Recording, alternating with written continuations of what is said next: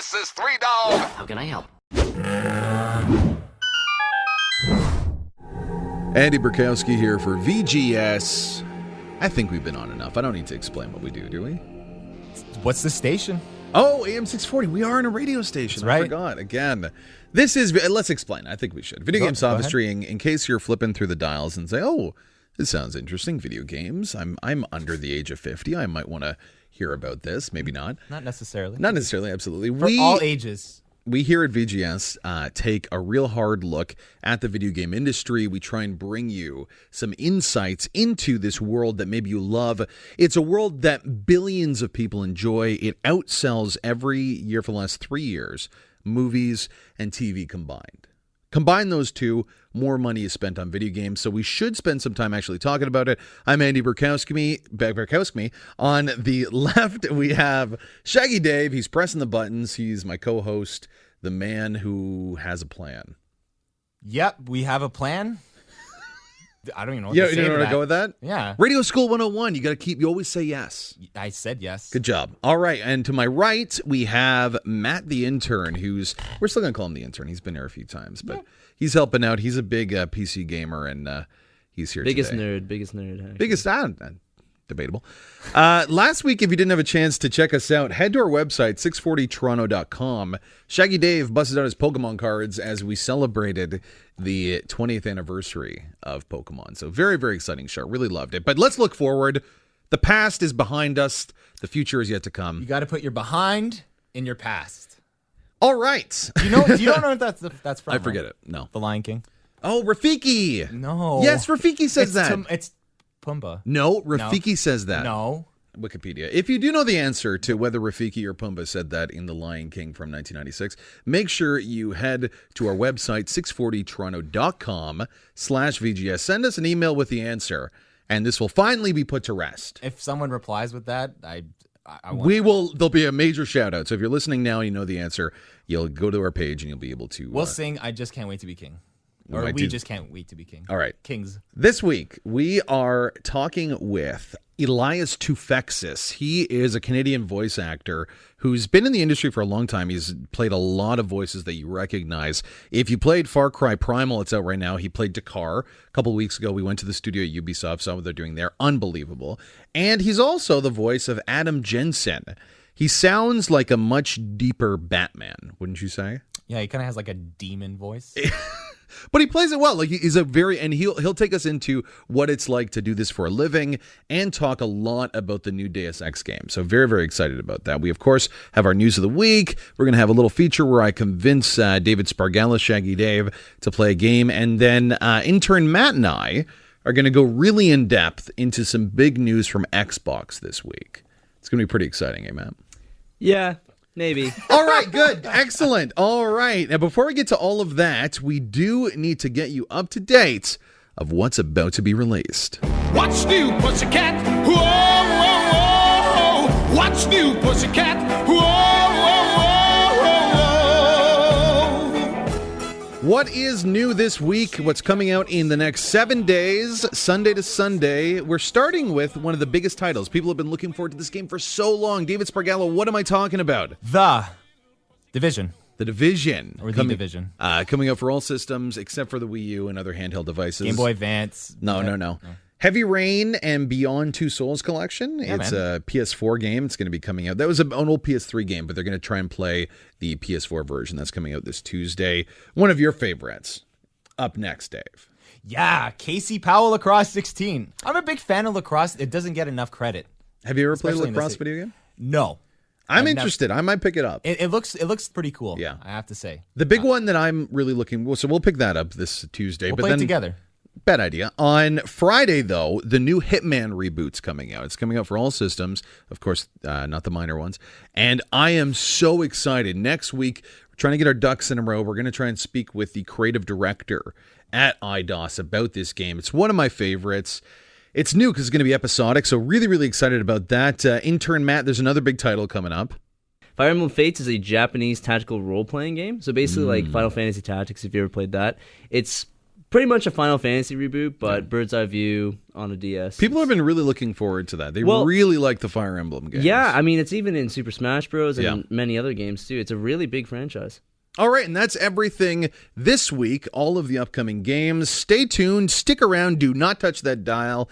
We'll be continuing with our news of the week. Coming up next, VGS, Talk Radio, AM 640.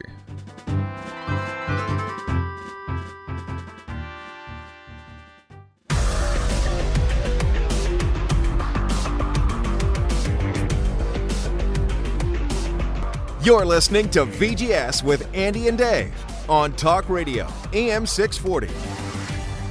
Is this like a Czechoslovakian nightclub? Well, I guess it's Black Ops 2, so I guess you could say that. I hate They that. might play it. I hate that. Black Ops 2, they have Skrillex or Skrillex. Skrillex. What the hell is his name? This is VGS Talk Radio AM 640, the show where we look at everything in the video game world. Andy at your front, David at the side, Matt the intern. I know who he is. I was just taking his dramatic effect. Last name intern. Last name intern. He's here on our right-hand side. This week, we're talking all about, we're trying to give you a little look, I guess, into the behind-the-scenes world of video game voice acting. We're going to get into that later in the episode. We're speaking with Elias Toufexis, big video game voice actor. He's actually here in Canada. He's a Toronto guy that's here, so that's very rare. He came into the studio. So Local that's nice. talent? Local talent that's known the world abound. Man, speaking is difficult. It's Sunday night, man. It is. It's tough. Everyone just needs to sleep. Last week was easy. Because it was all Pokemon. And it was Oscars, so we know no one was watching. I don't care about that. Stupid Leo one. Okay, so this week, of course, we have that. We'll be talking about voice acting. That's the big thing. But the big news also that came out this week that I think we need to discuss a little bit to give you some information are the changes that Xbox is hoping to implement to its operating system. It's called UWP. What does that stand for? The Universal Windows Platform. Okay, so we're going to get into that right after this segment. But before we get into that, we need it. I need my weekly dose, Dave. News of the week. Shaggy Dave. This week in gaming. I've got to do the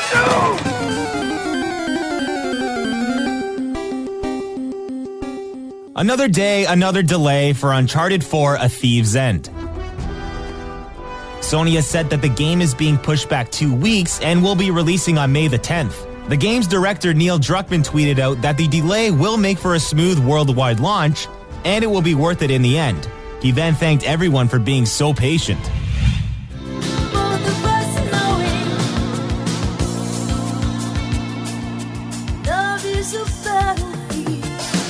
Rumor has it the next Battlefield game is going to be set during the First World War, something gamers, including myself, have been wanting for the longest time. EA hasn't confirmed or denied this yet, but one Swiss retailer claims they know where it's taking place. Again, this is just a rumor, but we can keep our fingers crossed. Battlefield 5 is expected to be released this holiday season. I was raised to do one thing, but I've got nothing to fight for. Star Wars The Force Awakens star John Boyega took to Twitter and asked EA Games something we are all wondering. Will we ever see a full offline story mode in Battlefront? He says it's more of an enjoyable way to learn the controls, and I have to agree. EA quickly responded asking if he's played the missions, to which John replied, yeah, but it left him wanting a narrative. Who knows, Finn? Who knows? And sticking with Battlefront, the new Outer Rim DLC gives us a new game mode in Extraction, where the rebels need to extract a valuable shipment of resources within a certain time period. We also get 2 new playable characters in Nai Num and Han Solo's favorite, Greedo.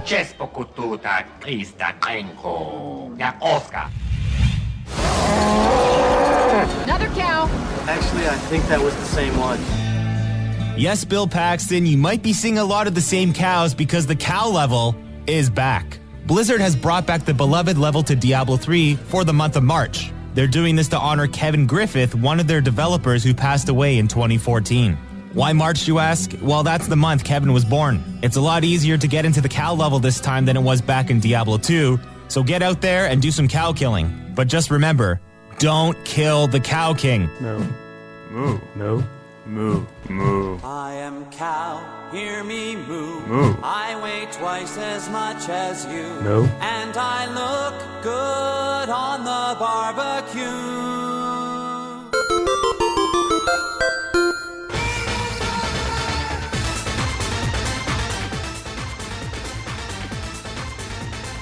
Well, that was the top 3 most insane things I've ever heard in my life. It's my favorite news of the week ever. What was that? A very aggressive take on Battlefield. I liked it. I'm not talking about the Battlefield. I'm talking about the cow song. Yeah, but as a Blizzard fan, I appreciate the cow song. What is is that a real thing? Cow levels are a What are real you talking? thing. The cow level? The Cow Diablo? King song. That's not the Cow King song. That's just a random song called I Am a Cow. Yeah. Where did you find the song I Am a Cow? Oh man, it was years ago. My friend had it. It's something about methane gas comes out my. Well then. I had to use it. It was good. VGS. No, it was just insane. Yeah, You welcome to hated VGS Video Game Sophistry. Very exciting show, like I said at the front. We're talking all about video game voice acting, some big news from Xbox. Man, that whole thing with Finn, John Boyega, actually tweeting out to EA is pretty cool. And they replied immediately. Yeah, was great. Within a second. They never replied to me. That's Fix the servers, damn it. Come on. Come on. Boys and girls, right now, if you're listening, tweet to EA and say, how come you don't respond to me like you do, Finn? Let's start a revolution. Hashtag how come. Hashtag VGS Revolution. Finn, All right, VGS, so Finn our big Revolution. focus this week is, of course, the stuff we talked about, voice acting, everything that has to do with that. Matt and I will go into the Xbox world. But before we get to that, there is a feature, David, Yep. that I know you love, Yep. that I believe we should bring back from the grave. News of the week? Oh, we already did that. Coming up next, and by next, I mean right now. Andy convinces Dave. Na, na, na, na. All right, now I have exactly a minute to convince my fellow co-host, friend, and confidant to play games that are actually fun. I've been playing a game, not going to say anything. Okay, hold on now. Well, all right, we're going. The game is called... Okay, you're going to do it? You ready? Yes, I am.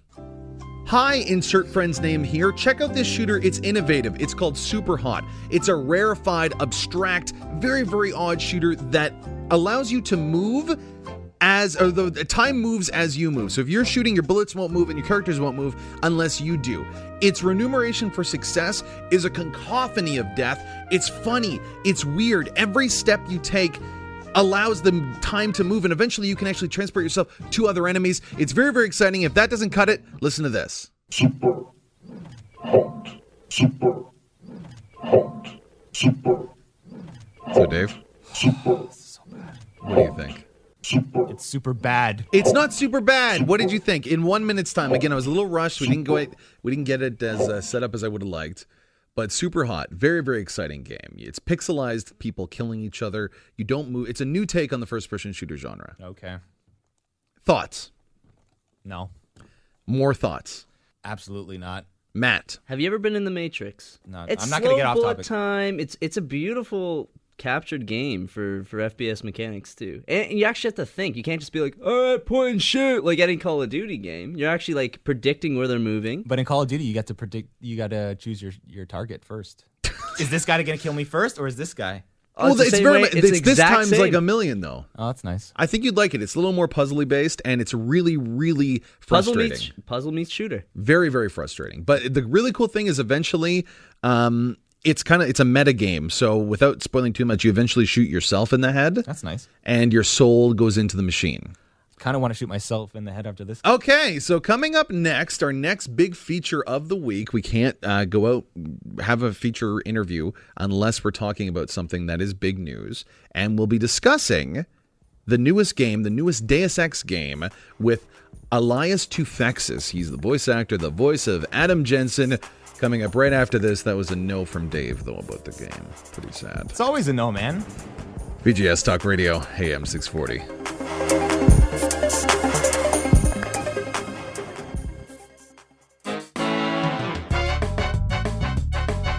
This is VGS with Andy and Dave on Talk Radio, AM 640. And we're back here at VGS. Andy Burkowski, your host with the mostest, talking all about the video game industry. We got some big news that we kind of got to steam through. We don't have a lot of time. Universal Windows Platform. It sounds like something that's a precursor to Skynet killing us all. Really, it's something that might be as dubious, maybe not as deadly. Microsoft announced it earlier this week. They're trying to create a system, the Universal Windows Platform, that will port over connectivity between your PC, David Spargala, your tablet. I know you're a tablet guy. I love my table. And your Xbox One. Essentially, with this new system, they'll create one platform, one app system that will allow you to play games, access things on your PC, on your Xbox, and to even maybe play games on your tablet. Imagine playing Halo 5, on your tablet. No. Okay, so it is that sentiment that David Spargala had is not the only one. You know, a lot of people were thinking that way. And here is a direct quote from Phil Spencer. He's the Xbox head over at Microsoft. In other consumer technology ecosystems, you get more continuous innovation in hardware than you rarely see in consoles, because consoles lack the hardware and software platforms together at the beginning. They ride a generation out for 7 years or so. So with this new system, what he's essentially saying is we might not have a big, huge explosion of new tech, a new release of an Xbox, Xbox 2 or something like that. He wants to try to create a new system that's everything together. Think of the App Store. Think of Steam. Yeah, but I feel like that's just a PC, though. At the end, that's literally just a PC. Like, why That's not? intern Matt speaking. Why not just come out with a new Xbox, OS operating system? And then just have a console that you can just upgrade, like the Steam box or like any console PC. Like there's that's essentially what he's saying, isn't it? That he's trying to do something. Yeah, but like, what's the issue?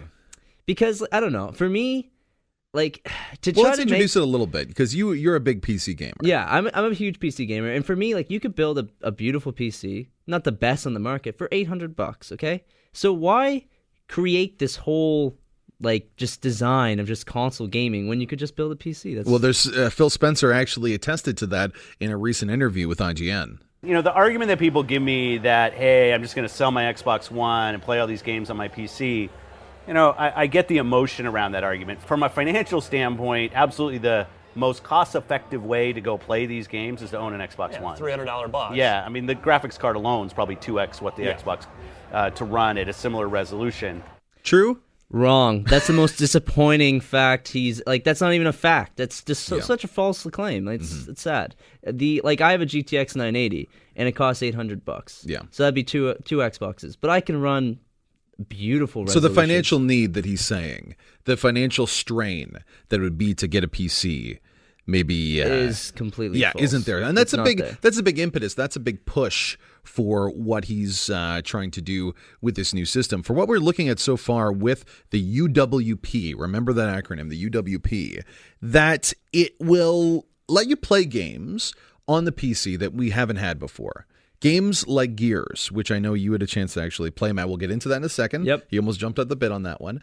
Rise of the Tomb Raider and Quantum Break, the new game that's coming out. So you'll be able to play them on the PC, and a lot of PC gamers are really looking forward to that. David Spargala, I throw it back to you. If you could play Halo 5 on PC, would you be jumping for joy? No, because I don't enjoy playing PC games. The only PC game I really enjoy was playing Diablo, and that was it. I like using the controller. But a lot of people, imagine this, that you could have the best looking Halo you've ever seen. You can plug a controller in. You can play a controller in. But it'll look so much better. Yeah, it's the best looking. Yeah. It's the best. Yeah, okay. Yeah. Thanks. That's nice. Okay, well, Matt, you did. We'll get to it right now. You did have a chance to not use the actual Universal Windows platform, but you did have a chance to play Gears Remastered for Windows 10. The game looked beautiful. Now, it was through an app system through the Windows Store, so it actually crashed on me mid-playing because, this whole Windows app section is completely, to me, I think is garbage. But the actual gameplay of itself, being on the PC again, because it used to be on the PC, but remastered in 4K resolution and all that jazz, absolutely stunning. But it wasn't working. It was not working. And that's what I'm afraid about this whole UWP stuff. Well, I'm not worried about it not working. My biggest worry, and it's actually, there were some comments from Epic Games co-founder Tim Sweeney. This is what he had to say. With its new Universal Windows Platform initiative, Microsoft has now built a closed platform within a platform.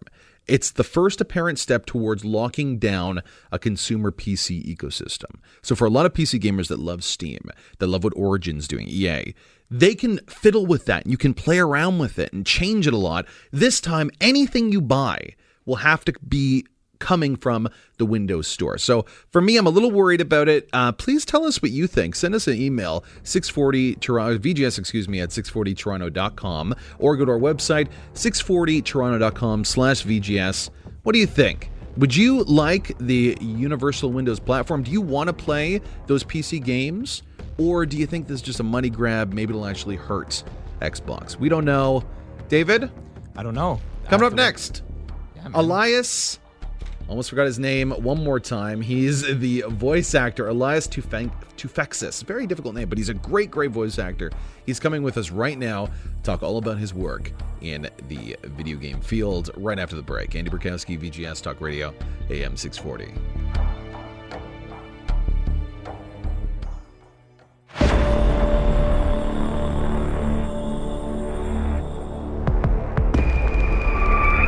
This is Elias Toufexis, the voice of Adam Jensen. You're listening to VGS on Talk Radio, AM 640. Back here on VGS, we're giving you an insider look on what it's like to be a voice actor in the field of video games. Speaking with me today, he actually came into the studio, Canadian voice actor Elias Toufexis is here. Thanks again for joining us. Appreciate it. No problem. Let's start with one of your more recent roles. A lot of people are playing it right now. We've been loving the game. Far Cry Primal. Very, very unique, I think, from an acting perspective. Yeah, I had gotten a call that the director who I'd worked with before on Need for Speed Carbon, actually, he called me and said he wants me to come in and read for this new read and say what it was. They never tell you what it is. The video game companies, in particular, Ubisoft, they're very secretive. Yeah. They'll call it, I think this one was called Sigma. Really? I didn't even know what it was. And then when they send you the script, they send you a password in a separate email. Jeez. That you have to go in, and then you have to sign an NDA. Wow. They're very, very cautious, which I guess makes sense.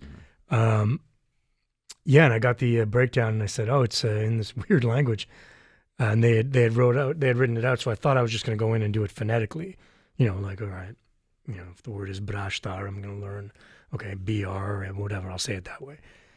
And so I just auditioned. I did audition for it phonetically. Yeah. And then when I got the part, they told me, no, it's an entire language that we've created. Jeez. With these two university professors, and I had to learn the language, so to speak. So much so that I think I could understand it if somebody was talking to me, but I don't think I could come up with what's the word. I don't remember the words. Yeah. But it was a really interesting experience. In that game in particular, I just did, because you never see Takar, I only did voice work. But every other character you meet in the game, they didn't do any voice work. It was all performance captured. I mean, I'm sure they did some pickups and things like that, but for the most part, it's completely performance captured by them. Because I remember I did a game called Splinter Cell Blacklist, and somebody said to me, "I love your voice work in that game," and I was like, "I don't think I did any voice work in that game." It was all just on the day on the set. It's a crazy. It's changing the video game world. It's not like cartoons. Well, that's amazing, though, because a lot of people playing the game are noticing that you're still having to convey feelings, thoughts, ideas in Far Cry Primal in this Paleolithic language. Yeah. So as an actor, I imagine you coming in, seeing that, and where you're running for the hills, or thinking, all right, this is a challenge now. No, I never run for the hills. There we go. You can't as an actor. You gotta. It's like no matter. There's always an actor's mindset is I can play anything, even if you can't. You're like, yeah, I can play that. Yeah, sure, of course, sure. Queen of England, no problem. 10,000 years ago, no problem. That's me. So I prepared by reading and learning the language, and actually had, I think, 6 or 7 Skype meetings with the university professors. Oh, cool. Where we sat down and we talked. We went through the script line by line of what this means, how to pronounce exactly these words, and it's real. It's a real language. So once I met with them, and I had them, and I also had them in my ear when I was recording it. So I felt pretty comfortable. Like I knew if I screwed it up, I'm good at mimicry, so they would just say it, and I'd just say it back in my voice. With that tone and that. Yeah. It was a little tricky getting performance in terms of emotionality into it. But to be fair, Takar is kind of your vessel, so playing him kind of straight is what you're supposed to do. There are parts where you get excited and things like that, but mostly it's your experience as a player. It's not. Yeah, you're not a character. I mean, he is, but what you're feeling is what he's supposed to be feeling, right? And that's a little bit different from your Adam Jensen character. Yeah. Right? Like that in Deus Ex, you're playing more, I think, of a more fleshed out, maybe just because we can see him, you know, and you know what he's doing. He seems to have more of, less of a vessel and more of a character, despite the fact that he's also a protagonist. Yeah, in a sense, yes, but in another sense, definitely in a sense, because he's Adam Jensen and you know who he is, and you've already been through this game with him.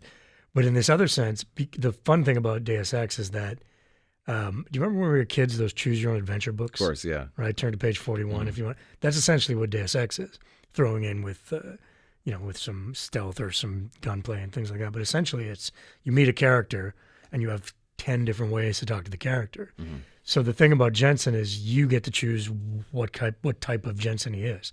He's always going to be that, that main stoic guy who has a sense of justice. So in that, you're completely right.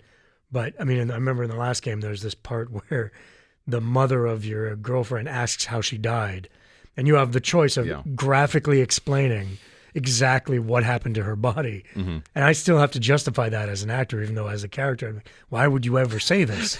But you still have to justify how you're going to do it. But as a character, definitely he's people embrace him a lot because he's he's cool. Let's be honest. It is a cool. You play a lot of cool characters. I do, yeah. I play a lot of cool characters in video games and a lot of like conniving jerks on TV. It doesn't translate into TV, I guess. It doesn't, man. Really? It's so funny. It's like I always play the bad guys on TV and the good. I think because in video games, you want kind of a bad guy. Yeah. And the a little games removed, a little removed. You are primarily you are smashing people's skulls open. So you kind of want that a little bit of a tough guy. Mm-hmm. But in TV, it's a little more the heroes are, especially in sci-fi TV, the heroes are for the most part are very clean cut kind of heroes. And I don't play those guys. I play the conniving guys who you don't trust.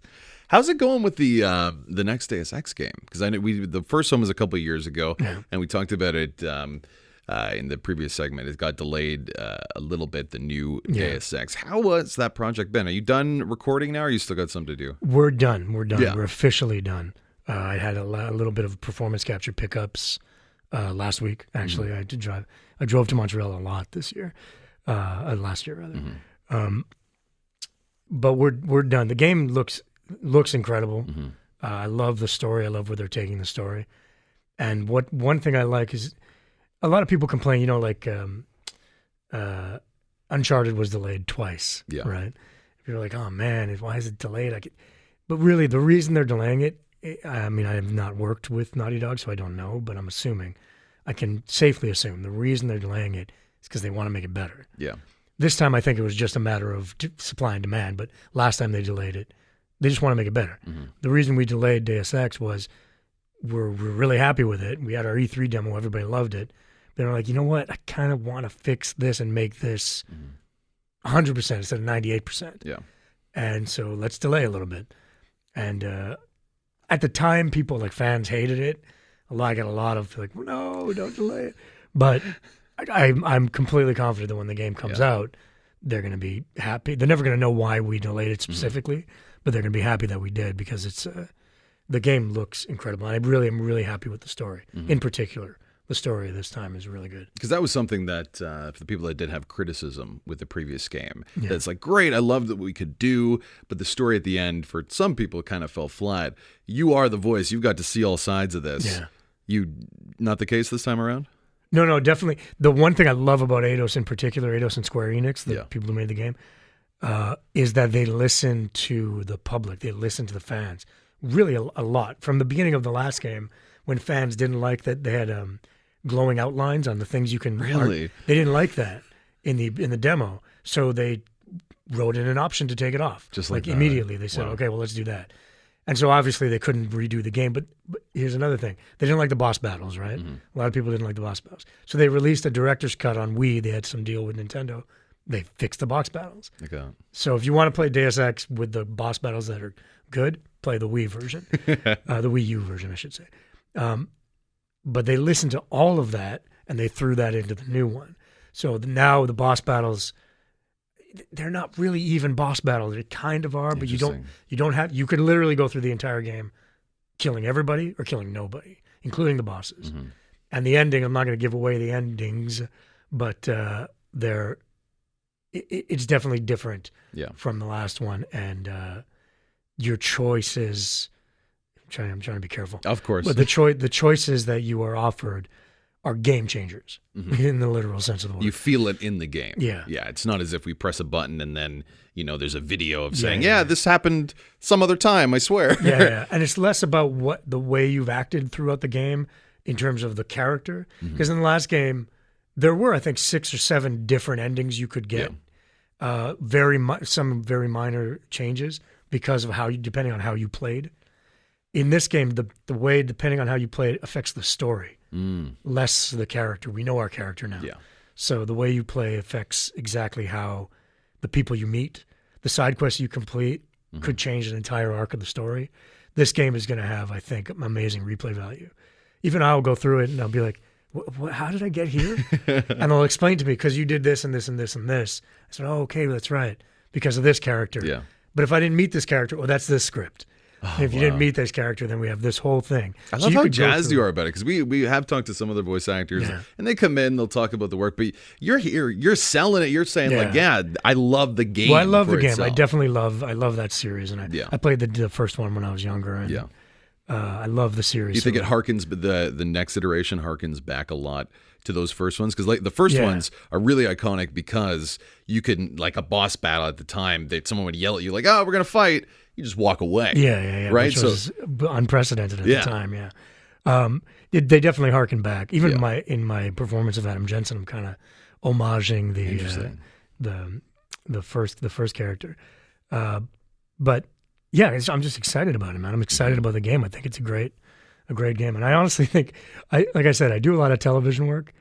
The Expanse is great, but 90% of the stuff I do, the video game trumps it in terms of storytelling. Interesting. They actually have better scripts because you get more time. You get more time. On they're not as beholden to hitting demographics in video games because they know where they're going. Like, you're not going to get a Deus Ex game that goes, "Can we try to make this PG-13?" Like, you're not going to do that. Yeah, you can't put a metal spike through someone's head in a PG-13. They're not going to. They don't have people trying to do that. They have people saying, "Can you make this better?" But we don't. I don't think, at least, we don't try to hit the demographic. We know what our audience is. We want to broaden it, and we want it, like, for example, a quick example is the combat in this game. A lot of people thought the last game was very stealth-based, and you would reward you more for stealth than for combat. Again, they listened, and they said the rewards are equal. You can combat, you can go through guns blazing like a Call of Duty game, or you can stealth your way, and the rewards, you get different types of rewards, but in terms of the level, they're equal. Because we want the Call of Duty crowd. People who don't know this game, we want to bring them in. I'm not saying we're alienating people, but we more know, options, right? It's always great. We know our crowd is what I'm trying to say. Exactly. So we're allowed to experiment more, to write more, to really bring more characters and more interesting things than I am in television. Television is very restrictive. Yeah, that's awesome. Speaking of, you talked a lot about making a character, making an experience that's more expansive. Yeah. Adam Jensen, in your own estimation, there's many different Adam Jensens depending on the choices you make, right?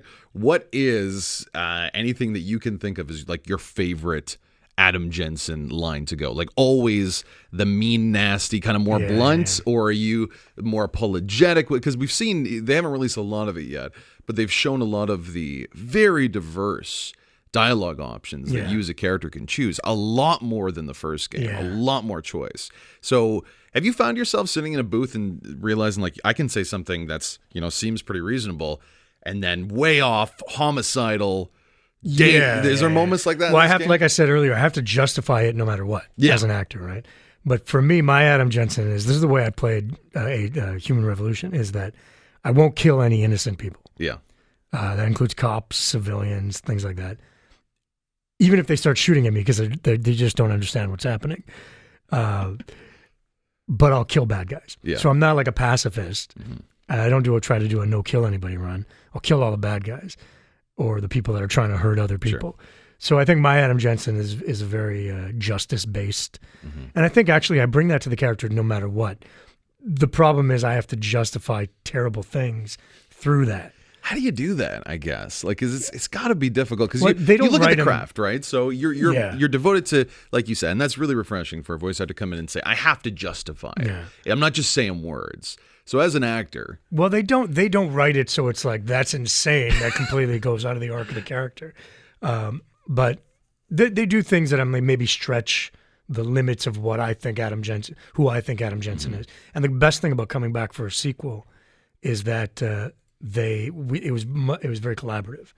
The first time around, it was just, what do you need me to do? Like, as an actor, you come in and say, what do you need me to do? How do you need me to do it? Okay, I'll do my best. But this time, it's like, okay, now we're really going full steam ahead with this character and this game and this brand. So now I'm part of it. So it was very collaborative. I was saying, you know what? I don't think Adam would say this. Yeah. And they would listen to me. Or I don't think Adam would do it this way. And they would listen to me. And if they didn't listen to me, I'd have to justify it in a way. And there are definitely times, I don't remember. I mean, the script is like 7,000 pages long. How long was it, the whole process for this game? Do you remember how many?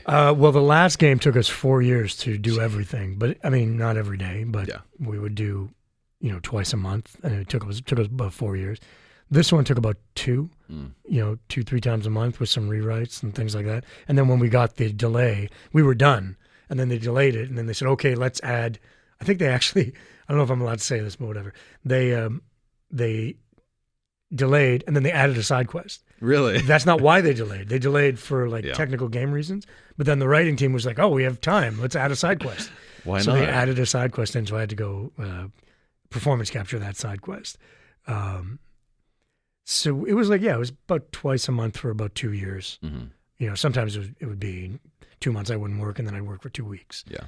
Things like that. But if you average it out. What do you hope players, sorry about that, what do you hope players really get from this experience of Deus Ex this time around? I hope, really, it's not, I hope that it becomes bigger than it is in terms of, it's very popular, but it's cult popular. But I think it deserves to be more than cult popular. Like Jensen kind of rises above that in a weird way, which is a reason I think they brought him back, is that now, you'll see pictures of, here's all the video game protagonists. You'll see Snake and I was going to call him Nolan North, Nathan Drake. And, now you'll see Joel and Adam Jensen, Joel from Last of Us, and you'll see Adam Jensen in there. So he's become kind of iconic in the video game world. And I don't think not that they expected he would be, dismissed, but I don't think they expected he would be that. That people love him. That iconic. So what I want him more iconic. Not particularly him, but the game. So that's a selfish view of that question, the answer of that question. But I just want people to play their version of the game. There you go. To go through it, and it's so dense. The game is so thick in terms of plot and the world, I should say. The world is so vast now in terms of all the people you meet and the different things they're going through and stuff like that. So I just hope people I hope people play it twice. Maybe even 3 times, so you can experience the entire thing. There you go. That's a tagline. I hope they play it once, maybe twice, maybe 3 times. Yeah, play it 3 times. Well, thank you again so much for joining the program, speaking with Canadian voice actor Elias Toufexis, all about his work, previous work in the field, and a big upper for the next Deus Ex game. When's it coming out? August 23rd. So very, very exciting. Make sure you pick it up. And keep listening. If you missed the program so far, if you didn't get to hear what it's like to be a voice actor, head to our website, 640toronto.com/VGS. You'll get to see our pretty faces as well. We decided to record this today. Elias, thank you so much. Thanks, man. This is Andy Burkowski, VGS Talk Radio, AM 640.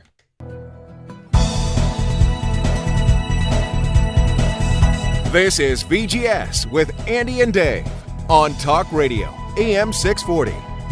Big thanks to Elias Toufexis for joining the program, talking all about what it's like to be in the video game world as a voice actor. Can't wait for Deus Ex.